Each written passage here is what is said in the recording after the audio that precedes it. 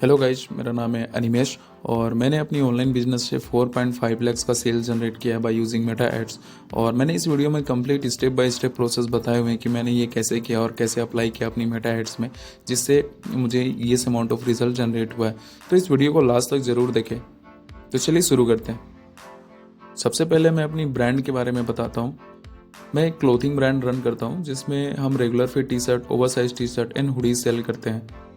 हम market places और अपनी वेबसाइट पे दोनों पे सेलिंग करते हैं, लेकिन जो मैं आपको आज रिजल्ट दिखाने जा रहा हूँ वो कम्प्लीटली हमारे वेबसाइट से बाय यूजिंग मेटा एड्स, जिसके लिए हमने मेटा एड्स और मेजर हिस्सा हमारा मेटा एड्स से ही आया है जो भी हमने रेवेन्यू जनरेट किया है। तो चलिए देखते हैं हमारे शॉपिफाई के रिजल्ट्स जो हमने लास्ट मंथ दिसंबर में जनरेट करें। तो सबसे पहले मैं डेट सेलेक्ट कर लेता हूँ, हमने कब से कब तक कितना एड रन किया था। 27 ऑफ नवंबर से 31 दिसंबर तक का। तो ये रहे हमारे सारे रिजल्ट्स। मैं एक बार इसे रिफ्रेश कर लेता हूँ। ये तो टोटल सेल हमें लास्ट मंथ मिले 4.5 लाख्स की एंड टोटल ऑर्डर्स हमने डिस्पैच किया है 873 ऑर्डर्स हमने डिस्पैच किया। कन्वर्जन रेट हमारी वेबसाइट पे 1.79% चल रहा था। तो ये हैं लास्ट मंथ के रिजल्ट्स। एक बार मैं आपको एनालिटिक्स दिखा देता हूँ। ये है मेरे एनालिटिक्स जिसमें मुझे टोटल सेल 4.5 लाख की है। रिटर्निंग कस्टमर हमारी वेबसाइट पे 10% के थे, जो कि बहुत अच्छा है, जिन्होंने हमारी वेबसाइट से बार बार परचेस करी हैं ऑर्डर्स करने में। तो ये रहे हमारे पैरामीटर्स, हमारे मैट्रिक्स हमारे वेबसाइट के।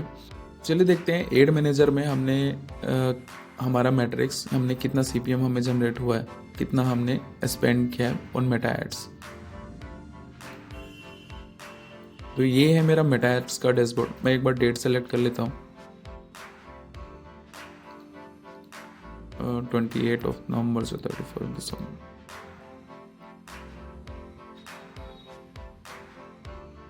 लास्ट मंथ टोटल हमने 4 कैंपेन रन किए थे, 1 2 3 4, जिसमें पहला वाला कैंपेन हमारा अवेयरनेस सेट था, 3 हमारे सेल सेट थे। चलिए देखते हैं हम अपने कैंपेन्स के पैरामीट्रिक्स। पहले कैंपेन जो भी हमारा पहला सेल्स कैंपेन था, जिसमें हमें 700 पर डे डेली बजट रखा था, जिसका इम्प्रेशन 6 लैक्स अप्रोक्स था। CPM हमें पहले वाले कैंपेन पे CPM 28 रुपीज़ पड़ रही थी, जो कि हर 1000 व्यू के बाद हमें शो हो रहा था, जो कि हमारा अमाउंट बजट था 28 रुपीज़। हमारी रीच जो थी 4 लैक्स, हमारी रीच थी 4,28,000। फ्रिक्वेंसी हमें एक का फ्रिक्वेंसी मिल रहा था। हमारे सभी कैंपेन में हमें एक का ही फ्रिक्वेंसी मिल रहा था। जितने भी ऑडियंस को हमारी 1 से 2 बार से ज़्यादा, उससे ज़्यादा हमारा एड शो नहीं हो रहा था उनको। हमारी जो CTR है वो थोड़ा सा लो है, 1%, 0.87%, 1.3%।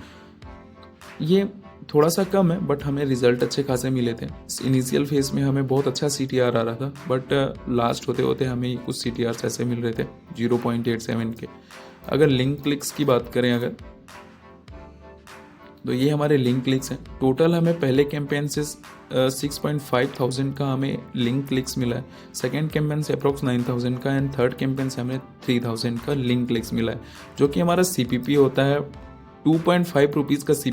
CPP हमारी वेबसाइट पे बहुत ज़्यादा लो था, 2.58 रुपीज़, 169 रुपीज़, 1.69 रुपीज़, 1.74 रुपीज़।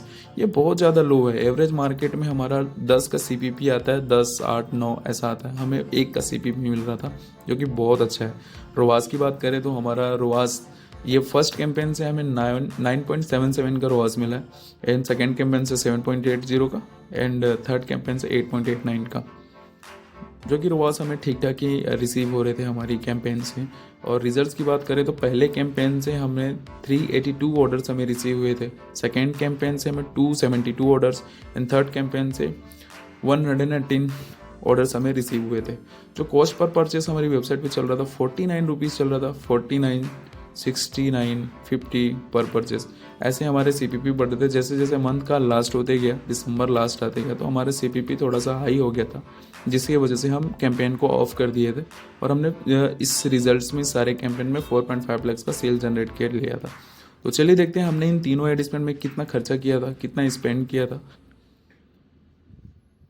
पहले कैंपेन में हमने अप्रोक्स 19,000 रुपीज़ का एड स्पेंड किया था, सेकेंड कैंपेन पे भी अप्रोक्स 19,000 का ही था एंड थर्ड कैंपेन पे हमें 6,000 का हमने स्पेंड किया था। तो टोटल हमने 44,000 का स्पेंड किया था एंड हमें जो रेवेन्यू जनरेट हुआ था 4.5 लाख की हमें रेवेन्यू जनरेट हुई थी। तो ये हैं हमारे मैट्रिक्स जो हमने अपने मेटा एड्स में यूज़ किए थे। तो चलिए मैं आपको अंदर के स्ट्रक्चर भी दिखाता हूँ कि हमने कैसा एड स्ट्रक्चर हमने लगाया हुआ था।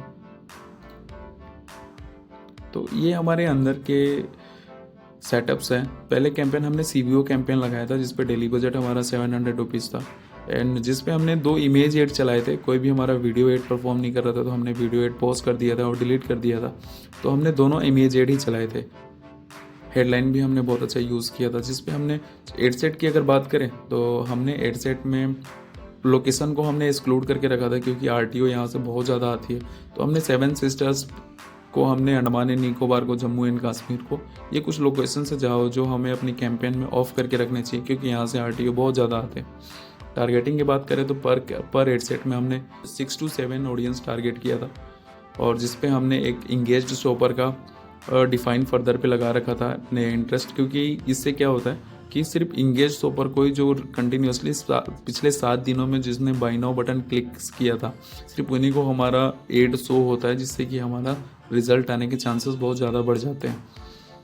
और हमने हमारा जो प्लेसमेंट था, एड का प्लेसमेंट सिर्फ फेसबुक एंड इंस्टाग्राम पे रखा था क्योंकि ऑडियंस नेटवर्क एंड मैसेंजर से उतने खास रिजल्ट आते नहीं है। जो भी हमें रिजल्ट आती है फेसबुक एंड इंस्टाग्राम से ही हमें रिजल्ट आती है। तो हमने इन दोनों को ऑफ करके इन दोनों को ही रखा था। तो ये है मेरे अंदर के कुछ सेटअप्स, तो जिसकी वजह से हमने अच्छे अमाउंट ऑफ रिजल्ट जनरेट करे। तो ये है मेरे शॉपिफाई के जो रिजल्ट जो मैंने आपको अभी शो किया और ये रहे हमारे मैट्रिक्स मेटा एड्स के, तो जिससे हमने 4.5 लाख का सेल जनरेट किया। सबसे पहले इनिशियल फेस में अगर हम बात करें तो अगर हम बिगनर हैं तो हमें सबसे पहले CBO कैंपेन ही लगाना चाहिए, जिससे क्या होता है कि हमारा जो बजट होता है, जो हमारी एड सेट में सबसे ज़्यादा सेल आएगी उस एड सेट पे बहुत ज़्यादा अमाउंट डालने लगता है। बाकी जिससे रिजल्ट नहीं आती है वहाँ वो अमाउंट बजट स्पेंड करना बंद कर देता है। तो जिससे कि हमें जहाँ सेल आ रही है सिर्फ वहीं स्पेंड होता है। इसलिए हमें फर्स्ट इनिशियल फेस में हमें CBO कैंपेन ही लगाना चाहिए, जिससे हमें रिजल्ट बहुत अच्छे आते हैं। हमें कुछ लोकेशन को एक्सक्लूड करने चाहिए। हम यहाँ से एक्सक्लूड कर सकते हैं जैसे अंडमान एंड निकोबार, जम्मू कश्मीर, 7 सिस्टर्स जो शिमला हिमाचल प्रदेश, इधर के सारे हमें एक्सक्लूड करने चाहिए क्योंकि यहाँ से जो RTOs आते हैं बहुत ज़्यादा RTOs आते हैं। तो हमें ये एक्सक्लूड करके ही रखना चाहिए क्योंकि हमने जब भी एड रन किया वहाँ से RTO हमें बहुत ज़्यादा आती है और वहाँ की शिपिंग कॉस्ट भी बहुत ज़्यादा हाई रहती है। तो हमें ये एक्सक्लूड करके रखना चाहिए अपनी हर एक कैंपेन पे। टारगेटिंग की बात करें तो हमें टारगेटिंग में 4 to 5 कीवर्ड्स रखने चाहिए। हाईली इंटरेस्टेड कीवर्ड 4 to 5 हमें रखने चाहिए, जिससे कि हमें बहुत अच्छी रिजल्ट आती है। 4 to 5 प्लस अगर हम ऑडियंस को और नैरो डाउन करना चाहते हैं तो हम वहाँ पे इंगेज शॉपर या फिर ऑनलाइन सेलिंग वाले एक ऑप्शन कीवर्ड्स को हम यूज़ कर सकते हैं। तो हमारा एड उन्हीं को शो होगा जो लास्ट 6 डेज में या 7 डेज में कोई भी एड को बाय नाउ बटन्स को क्लिक किया होता है। एड प्लेसमेंट में हमें अगर अच्छे रिजल्ट चाहिए, हमें तो इनिशियल फेज में एडवांटेज प्लस प्लेसमेंट ही चूज़ करना चाहिए हमेशा। लेकिन हमें अगर हमारे पास लिमिटेड बजट है तो हमें मैनुअल प्लेसमेंट में जाके इन दोनों को ऑफ कर देना चाहिए, ऑडियंस नेटवर्क एंड मैसेंजर को। इससे क्या होता है कि हमें जो रिजल्ट जनरेट होते हैं सिर्फ हमारा जो एड होता है सिर्फ फेसबुक एंड इंस्टाग्राम में शो होता है और ऑडियंस नेटवर्क एंड मैसेंजर में शो नहीं होता। इससे क्या होता है कि हमें जो रिजल्ट होता है वो फेसबुक एंड इंस्टाग्राम से बहुत अच्छे आते हैं क्योंकि मेजरली रिजल्ट यहीं से आते हैं, फेसबुक एंड इंस्टाग्राम से। तो हमें इन्हीं दोनों को चूज़ करके रखना चाहिए। ये रहे सारे मैट्रिक्स एंड सारे रिजल्ट्स हमारे, हमने कैसे रिजल्ट जनरेट किया 4.5 लाख का बाय यूजिंग मेटा एड्स। सिर्फ मेटा एड्स से हमने सारा एड रन किया था। और चलिए मिलते हैं नेक्स्ट वीडियोज़ में।